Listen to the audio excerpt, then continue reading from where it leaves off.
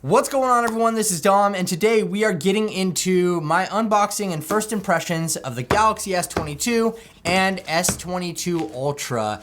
And can we just pause for a second and take a moment of silence for the Galaxy Note lineup? Because Samsung just absolutely killed their own baby. If you thought the Note was on its way out, or you didn't know it was on its way out, well, Samsung with the Ultra is here to tell you that the Galaxy Note is gone. Actually, and I'm gonna make a prediction, maybe even. The Galaxy Note, eventually goodbye. What we'll really have is the the S Fan Edition series and the Ultra. And these will be like, you know, this will be like one line, and then these will be another line. That's just my prediction. Anyway, long story short, let's bust into the Galaxy S22 here. Take a look at everything. Got a T-Mobile SIM card inside of there. And here is our phone. We'll take a look at the designs first, and then we'll jump into the madness. Like, look at this nice, shiny looking phone. I mean, really, when you compare it to the Fan Edition, pretty similar. It's actually a little bit smaller than the Fan Edition, as you can see, the standard Galaxy S22. I really do like this smooth touch feel on the back here, though. I love this like kind of like frosted glass finish. Though honestly, I wasn't really mad at the plastic frost on the back of the Fan Edition. So, I mean, this is just like one less thing that you have to worry about breaking if they made that out of plastic. But it is glass. I mean, you can definitely feel that it's glass here. And we got these nice, shiny edges on this thing too. But anyway, I mean, this is cool and all. In the box, you get a SIM card tool, and you get a cable inside of here. So that's pretty much all you have inside of the box for this. I know that a lot of people are probably curious about our Note killer. The S22 Ultra, rest in peace, Note, rest in peace. We have, ooh, look at this color. This is like burgundy, I would have guessed that, but yeah, burgundy looking pretty flashy here. And I like the camera design. I mean, it's got little bumps and it's gonna rock, but like, it's clean. I don't know, I dig it. But here's the one thing that you're gonna notice here. There's an S Pen inside of this phone. So we have an S Pen now inside of the S series lineup.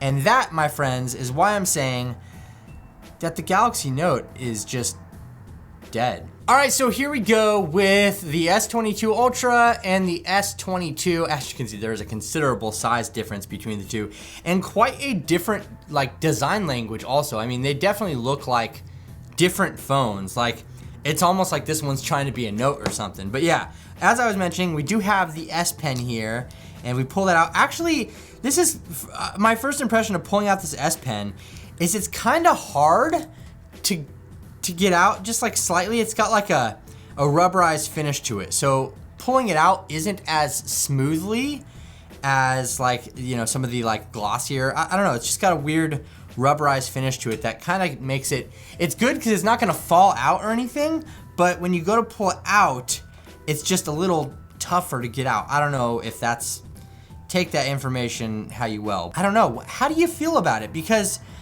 I mean, personally, why would you keep the Note around when this is exactly like the Note? Like, we have the S Pen here, we can do all of the S Pen stuff with it, obviously, like there's no difference. I know Samsung had made S Pen compatible prior to now, but it's here in the phone. Like, I just don't see why we keep the Note around anymore. What makes more sense to me is you have your basic S22 line, you have your Ultra line, and then, as I said, you have your budget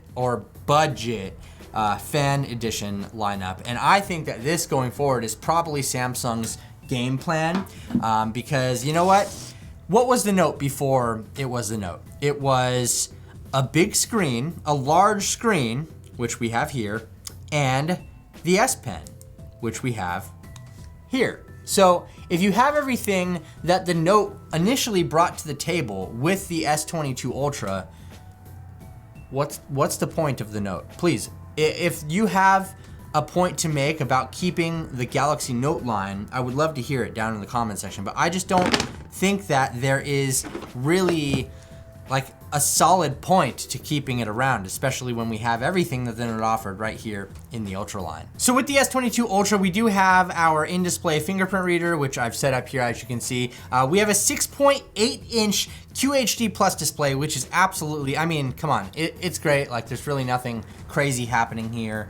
And we have our little camera cutout at the top. We also have a 240 hertz touch response rate, which, I mean, this thing, it feels smooth.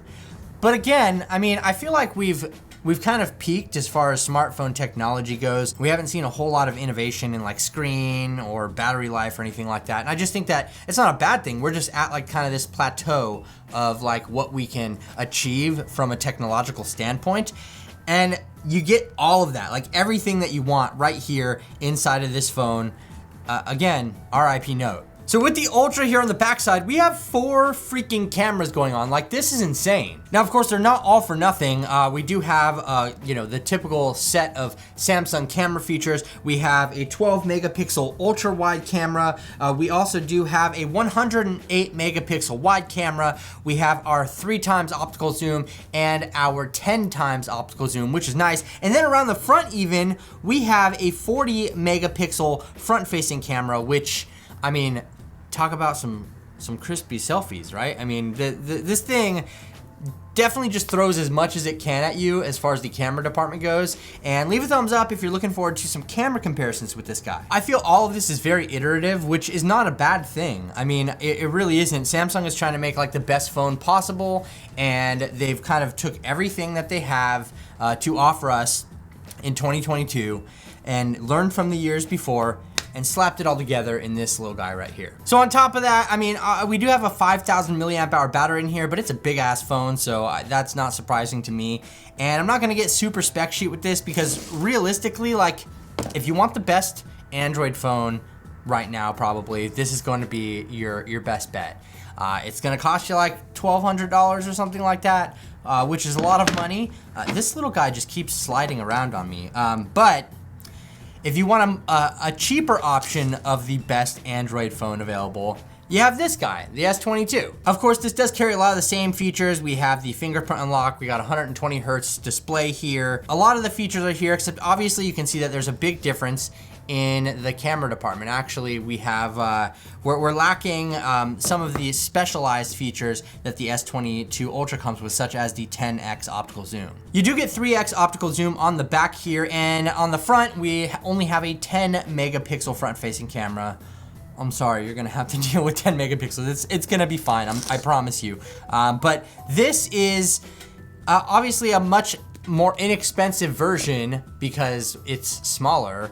I guess smaller equals less quality. I don't know. But the fact of the matter is, these are going to be the 2 front runners of Android probably for the year. I don't know. We'll see. We'll see if there is a Note later this year. I don't know. It's hard to say at this point. But as far as my first impressions go on these, I mean, it's kind of got everything you need. I like that we have the fingerprint under the display thing. Obviously, masks are still a thing in a lot of places. So, you know, being able to use that easily. I know there are updates coming out for like other things like iPhone that will allow you to have your mask on, whatever, but I like just defaulting back to using a damn fingerprint because yes, and again, that's nothing new with Samsung stuff. They've been having in-display fingerprint sensors for a while.